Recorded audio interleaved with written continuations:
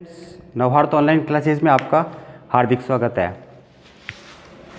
अपना जो टॉपिक चल रहा था फिजिक्स वाला प्रकाश का, उसमें आपको कल बताया था नेत्र की संरचना के बारे में। नेत्र के जो टोटल पार्ट्स होते हैं उसके बारे में आपको कल बताया था। कौन सा पार्ट क्या काम करता है ये आपने देखा था कल। अब हम देखेंगे दृष्टि दोषों के बारे में। जैसे जैसे उम्र बढ़ती जाती है या फिर कुछ दूसरे कारण होते हैं जिसकी वजह से नेत्र की देखने की जो क्षमता होती है वो कमज़ोर पड़ती चली जाती है। और कितने प्रकार के नेत्र दोष होते हैं ये हम आपको बताएंगे, और किस कारण से होते हैं, उसका निवारण किस प्रकार से किया जा सकता है, ये सारी चीज़ें हम यहाँ पे आज जानेंगे। तो अपना टॉपिक जो है वह है दृष्टि दोष।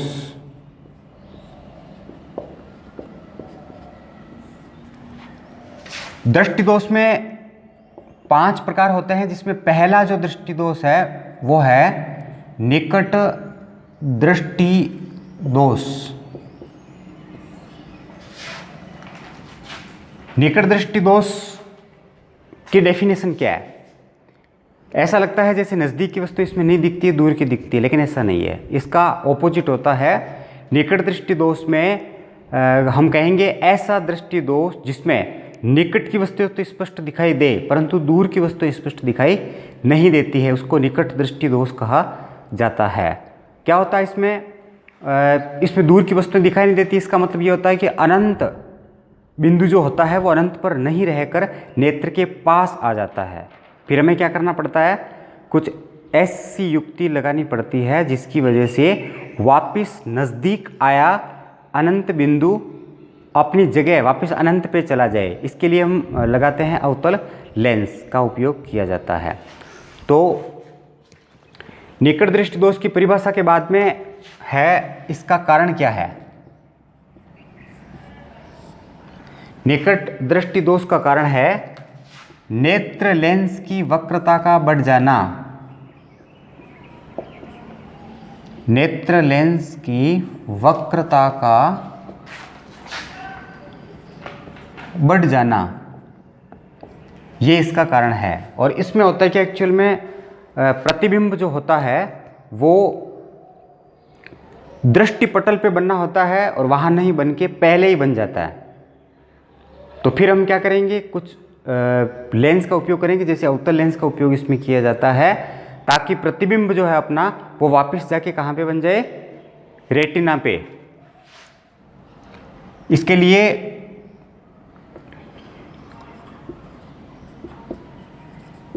संशोधन, उचित क्षमता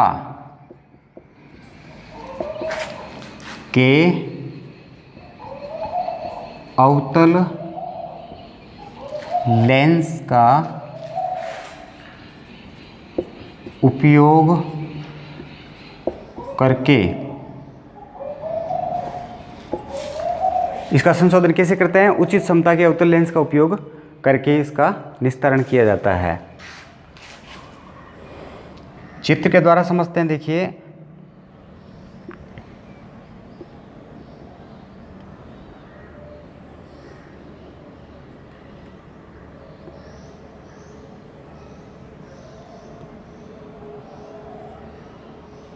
ये नेत्र है और ये मुख्य अक्ष के समांतर किरणें आई अनंत से, और इसका प्रतिबिंब एक्चुअल में कहाँ बनना चाहिए, दृष्टिपटल पे, लेकिन बन कहाँ रहा है,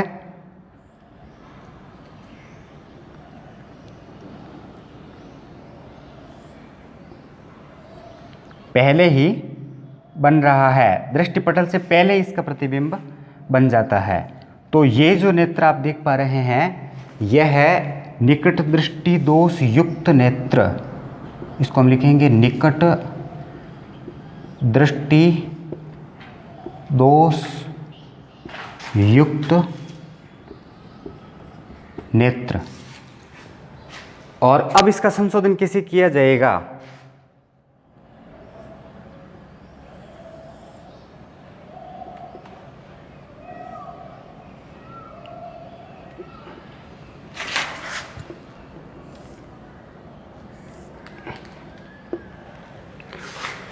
इसका संशोधन करेंगे उचित समता के अवतल लेंस द्वारा। ये अवतल लेंस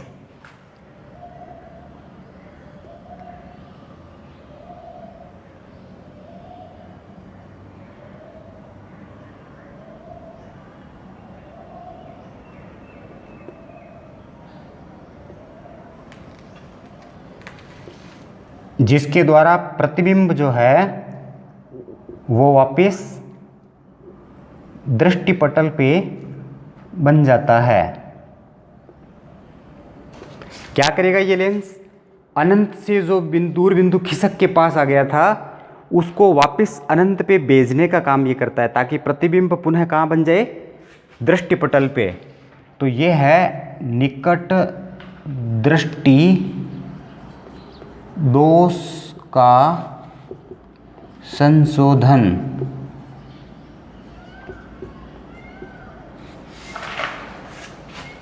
ये निकट दृष्टि दोष युक्त नेत्र और ये निकट दृष्टि दोष का संशोधन। तो निकट दृष्टि दोष किसे कहते हैं?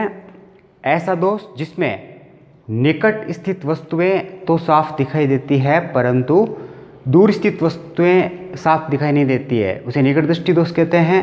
क्यों होता है ये? नेत्र लेंस की वक्रता का अत्यधिक बढ़ जाना, जिसकी वजह से ये दोष होता है। और इसमें जो अनंत बिंदु होता है वो दूरी पे न रह के नेत्र के समीप आ जाता है। संशोधन है इसका उचित समता के अवतल लेंस का उपयोग करके इसका संशोधन किया जाता है।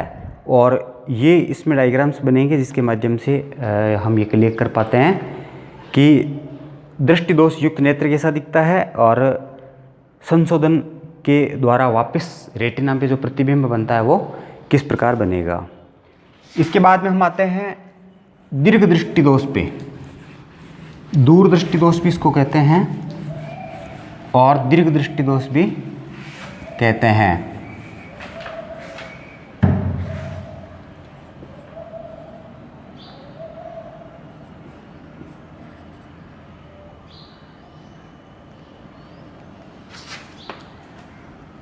दीर्घ दृष्टि दोष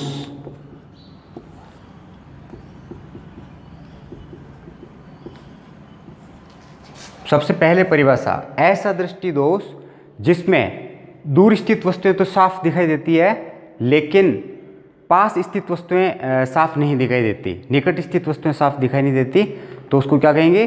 दूर दृष्टि दोष या दीर्घ दृष्टि दोष कहते हैं। फिर है इसका कारण। इसमें क्या होता है? एक्चुअल में निकट बिंदु जो है वो निकट नहीं रह के दूरी पे चला जाता है, दूर चला जाता है, तो उसको वापस पास में लेके आना पड़ेगा। और इसमें क्या होता है? प्रतिबिंब जो है वो रेटिना पर न बन के रेटिना से आगे जाके बनता है। जैसे निकट दृष्टि दोष में हमने देखा था रेटिना से पहले ही बन गया, लेकिन इसमें हम क्या देखेंगे? रेटिना के आगे जाके बनता है। तो क्या किया जाए ताकि वो वापस रेटिना पे आ जाए? इसके लिए हम एक उचित समता के उत्तल लेंस का उपयोग करते हैं। कारण है इसका नेत्र लेंस की वक्रता का कम हो जाना।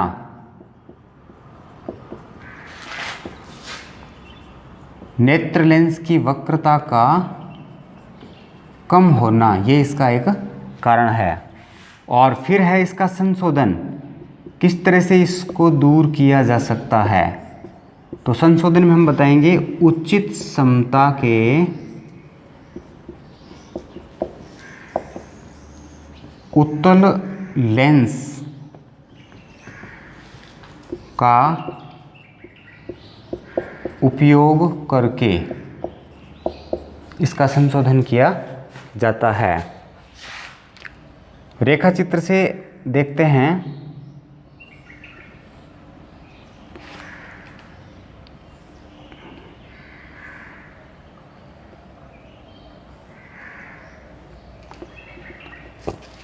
ये देखिए इसका जो प्रतिबिंब है वो आगे जाके बन रहा है।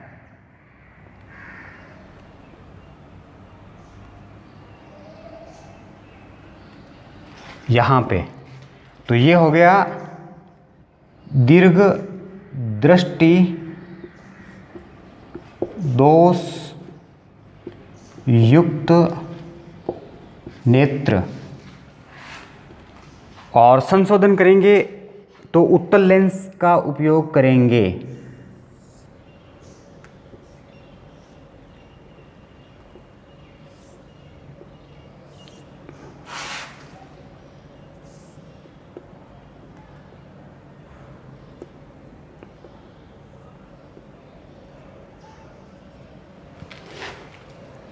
यहाँ पे उत्तल लेंस का जब उपयोग करेंगे तो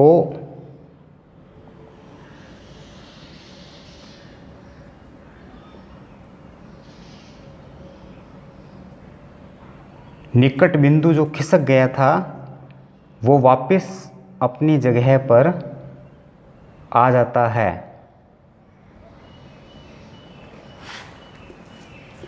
और प्रतिबिंब पुनः कहाँ बनेगा? दृष्टिपटल पे। ये प्रतिबिंब वापस यहाँ पे दृष्टिपटल पे बन जाता है। तो यह है दीर्घ दृष्टि दोष का संशोधन।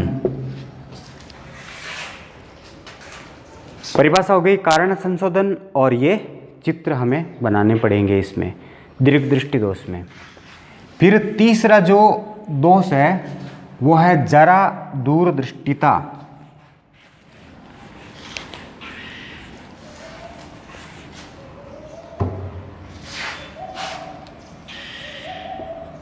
जरा शब्द का अर्थ होता है वृद्धावस्था या बुढ़ापा।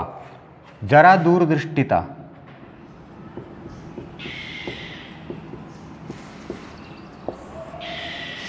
इसमें क्या होता है? पास की वस्तुएं भी दिखाई नहीं देती है और दूर की वस्तुएं भी दिखाई नहीं देती है। तो एक साथ अगर दोनों प्रकार के दोष हो जाएं तो क्या कहेंगे उसको? जरा दूरदृष्टिता कहते हैं। ये उम्र बढ़ने के साथ साथ होता है। जैसे जैसे उम्र बढ़ती जाती है वैसे वैसे नेत्र लेंस का जो लचीलापन है वो कम होता जाता है। पक्षमापी पेशियां जो है उसका संकोचन विस्तारण कम होता चला जाता है, जिसकी वजह से ये जो दोष है वो प्रकट होता है। तो इसमें दोनों प्रकार की दिक्कतें होती है। तो कुछ ऐसे लेंस का उपयोग किया जाता है जो हमें निकट का भी दिखा सके और दूर का भी दिखा सके। तो इसके लिए द्विफॉक्सी लेंस का उपयोग किया जाता है। इस तरह के चश्मे बना के दिए जाते हैं इसमें, जिसमें दूर का भी देखा जा सके और निकट का भी देखा जा सके, यानी अवतल और उत्तल दोनों प्रकार के लेंसों का उपयोग इसमें किया जाता है। जब चश्मा आपने देखा होगा, कई बार कुछ लोगों के चश्मे जो पहने हुए होते हैं उसमें ऊपर का जो हिस्सा है वो अवतल लेंस होता है और नीचे का जो गोलाकार हिस्सा होता है छोटा, वो होता है उत्तल लेंस। ऊपर वाला हिस्सा होता है अवतल लेंस। तो अवतल लेंस किसका निस्तारण करेगा? निकट दृष्टि दोष का। नीचे वाला उत्तल लेंस किसका निस्तारण करेगा? दूर दृष्टि दोष का।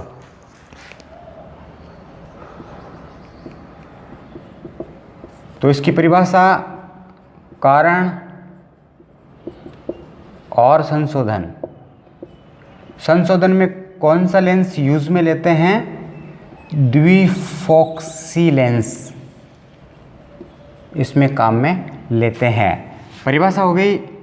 उम्र बढ़ने के साथ साथ में नेत्र लेंस की जो लचकता है या लचीलापन है वो कम होता चला जाता है और पक्षमापी पेशियों का संकोचन विस्तारण कम होने की वजह से इस तरह की प्रॉब्लम होती है जिसमें दूर और नज़दीक दोनों का दिखाई नहीं देता है। तो इस दोष को हम क्या कहेंगे? जरा दूरदृष्टिता। कारण इसका क्या है? नेत्र लेंस के लचीलापन का कम होना। और संशोधन है इसका द्विफॉक्सी लेंस। फिर चौथा जो है वो है दृष्टि वैषम्य।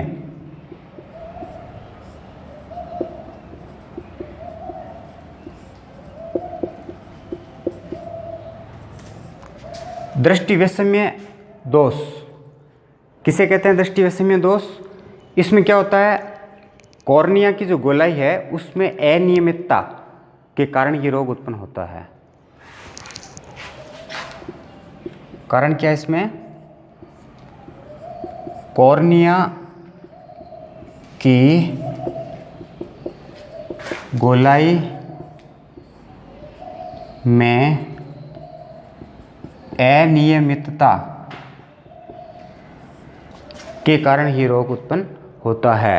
और इसमें एक साथ ऊर्ध्वाधर और क्षैतिज लाइनें अगर बनी हुई है, खड़ी लाइनें ऊर्ध्वाधर और क्षैतिज आड़ी लाइनें, तो एक साथ यदि ऊर्ध्वाधर और क्षैतिज लाइनें बनी हुई है तो उनके बीच की सीमा रेखा हम नहीं बता सकते कि कहाँ तक ऊर्ध्वाधर लाइनें हैं और उसके आगे कहाँ पर क्षैतिज लाइनें प्रारंभ हो रही है।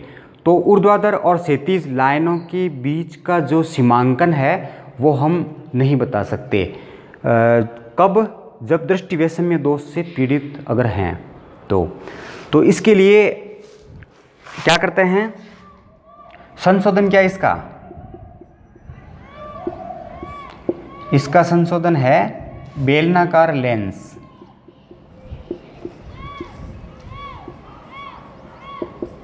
बेलनाकार लेंस का उपयोग करके इसका संशोधन किया जाता है। फिर आते हैं पांचवें दोष पे। पांचवा दोष है मोतियाबिंद।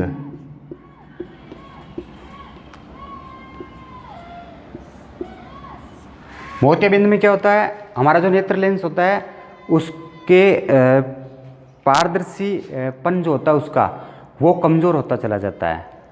उस पर एक परत का जमाव होता रहता है, उसका लचीलापन कम होता जाता है।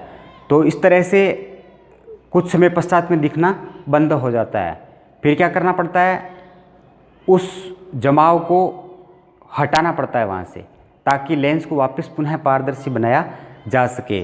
क्योंकि अगर वो पदार्थ जमता रहेगा, उसका लचीलापन कम होता रहेगा, उसका पारदर्शीपन कम होता रहेगा, तो फिर अपवर्तन नहीं होगा। लेंस से अपवर्तन की बजाय क्या होना प्रारंभ हो जाएगा?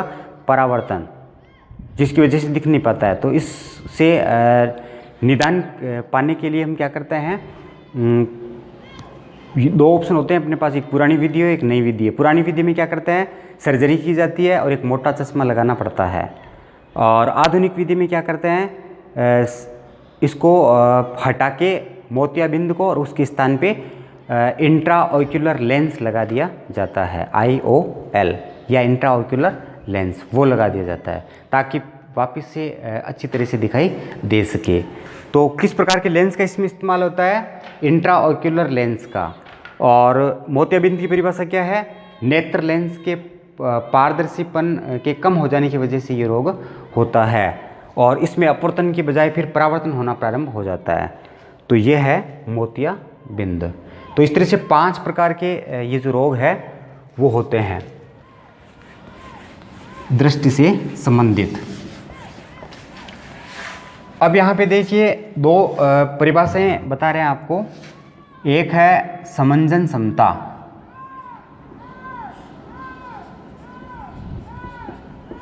और एक हम पढ़ेंगे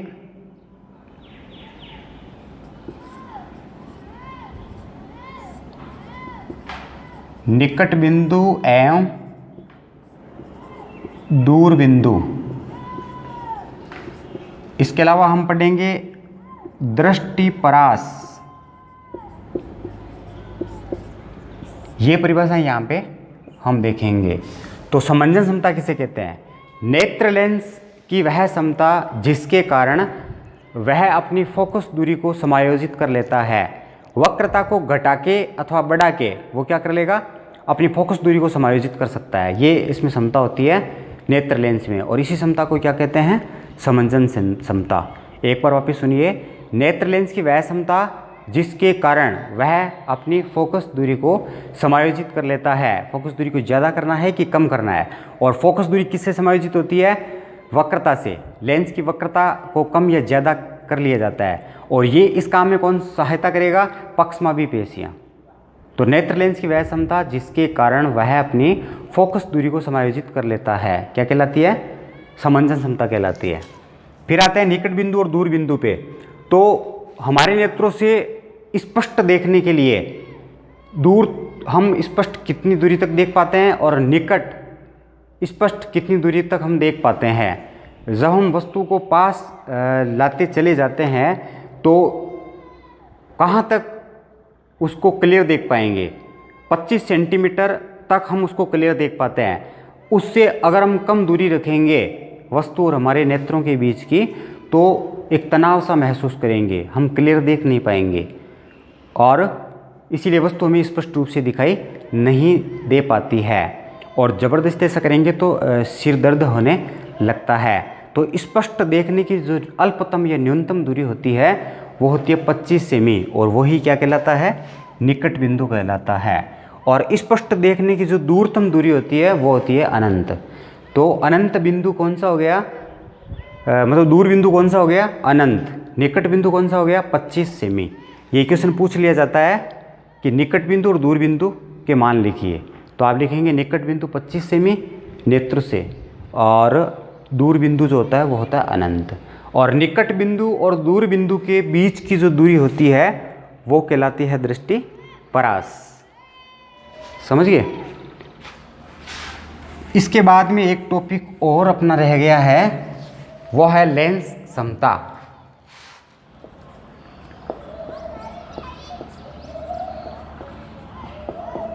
लेंस पावर इसको कह सकते हैं, और लेंस समता इसको कह सकते हैं। लेंस समता किस पे निर्भर करती है, फोकस दूरी पे निर्भर करती है।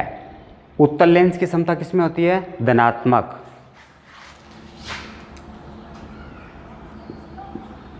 क्योंकि उत्तल लेंस की फोकस दूरी भी धनात्मक होती है कि नहीं होती है, इसीलिए इसकी भी धनात्मक होगी। और अवतल लेंस की जो समता है वो होती है ऋणात्मक, और ये होती है धनात्मक। इसको हम चश्मे का नंबर भी कहते हैं। क्या कहते हैं, चश्मे का नंबर। प्लस में आया कि माइनस में आया, 2 आया, 3 आया, 1.5 आया, या फिर 2.5 आया। तो उत्तल लेंस और अवतल लेंस, उत्तल लेंस की जो समता होती है वो धनात्मक होती है, अवतल लेंस की समता होती है वो ऋणात्मक होती है। लेंस समता किसे कहते हैं, किसी भी लेंस के द्वारा प्रकाश की जितनी मात्रा को अभिसारित या अपसारित करने की जो क्षमता होती है, किसी लेंस की प्रकाश की जितनी मात्रा को अभिसरित या अपसरित करने की जो क्षमता होती है वो क्या कहलाती है, लेंस क्षमता कहलाती है। अभिसरित शब्द का अर्थ क्या होता है, एकत्रित करना। अभिसरित का अर्थ होता है एकत्रित करना, और अपसरित शब्द का अर्थ क्या है, फैलाना।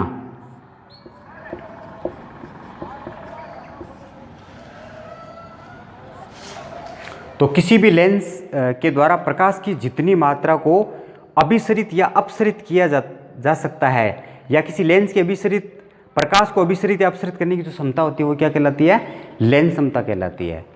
और लेंस क्षमता जो है वो, इसकी दूसरी परिभाषा भी हम दे सकते हैं, फोकस दूरी के व्युत्क्रम को लेंस की क्षमता कहते हैं। क्योंकि लेंस की क्षमता और फोकस दूरी आपस में क्या होती है, एक दूसरे के ये ऑपोजिट मान होते हैं। लेंस क्षमता का मान बढ़ेगा तो फोकस दूरी का मान कम होगा। यदि हम फोकस दूरी को कम करेंगे तो लेंस की क्षमता बढ़ेगी, यदि हम फोकस दूरी को बढ़ाएंगे तो लेंस की क्षमता घटेगी। तो इसके लिए हम क्या लिख सकते हैं, फोकस दूरी के व्युत्क्रम को लेंस की क्षमता कहते हैं। यदि हम लेंस की क्षमता को P से प्रदर्शित करें तो इसका फॉर्मूला 1/f होगा। तो फोकस दूरी के व्युत्क्रम 1/f लिखा है ना हमने, इसका मतलब दोनों आपस में क्या होते हैं, व्युत्क्रम। इसका मान बढ़ेगा तो इसका कम होगा, और इसका कम होगा तो इसका बढ़ेगा। तो फोकस दूरी के व्युत्क्रम को भी लेंस की क्षमता कहते हैं। और किसी भी लेंस के द्वारा प्रकाश की जितनी मात्रा को अभिसरित अथवा अपसरित करने की क्षमता होती है वह लेंस क्षमता कहलाती है। यदि हम फोकस दूरी को मीटर में मापें, यदि फोकस दूरी को किस में मापें, मीटर में, तो लेंस की क्षमता का मात्रक क्या होगा, डाईऑप्टर। लेंस की क्षमता का मात्रक होगा डाईऑप्टर। इसको कैपिटल D से प्रदर्शित किया जाता है। ये लेंस की क्षमता का क्या है, मात्रक है। इसके बाद में देखिए संयोजी क्षमता भी होती है। जैसे